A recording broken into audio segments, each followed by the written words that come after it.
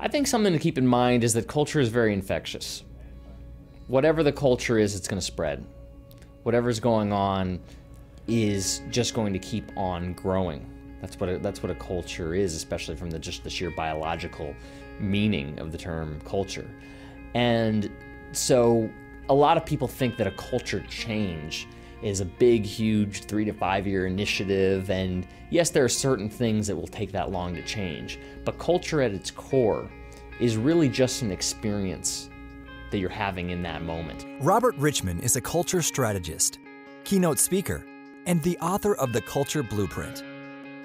He was a manager at Zappos.com and the co-creator of Zappos Insights. Robert is a sought-after keynote speaker at conferences around the world and has been hired to teach culture in person at companies like Google headquarters in the USA and Europe, Toyota, and Eli Lilly.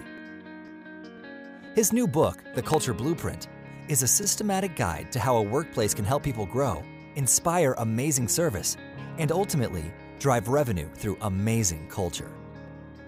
Because that's all the culture is relationships. So taking the time to ask certain questions that are in the book, The Culture Blueprint, a whole guide to asking questions such as, what makes for a great boss? How will I know that you're doing well?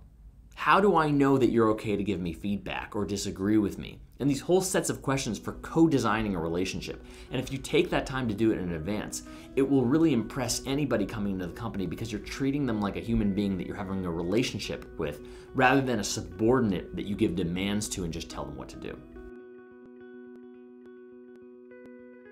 I need my team to be more excited. I need them to have all this energy. What do we know about business? It's all relationships, right? And that's not just on the outside, that's on the inside too. These are relationships. They take time to build and moments to destroy. What a hacker does is look for the vulnerable point within the system. That point where if a small change is made, it can have a huge impact on the rest of the culture. The culture ultimately trumps everything because it's creating the way of being within the company. So you can say you want to do this or that with the strategy, but if the culture is not in alignment, then it'll never happen. So this is what happens when you create a culture of hackers. You get people who think for themselves. Because the thing is, if you use a best practice, what does that make you as an identity? A best practice user. But the difference between 20 million a year and completely struggling is the difference between distraction and focus. Distraction is self-medication for something that we do not want to feel.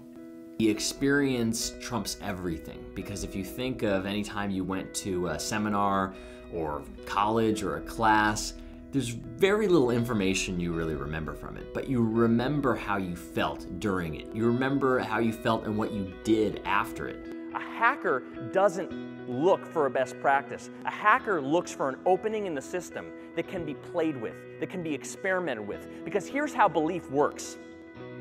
You believe something, and then it either works or it doesn't.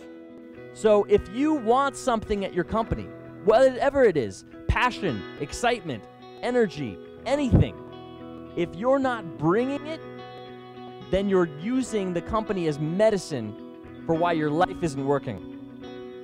It's that real.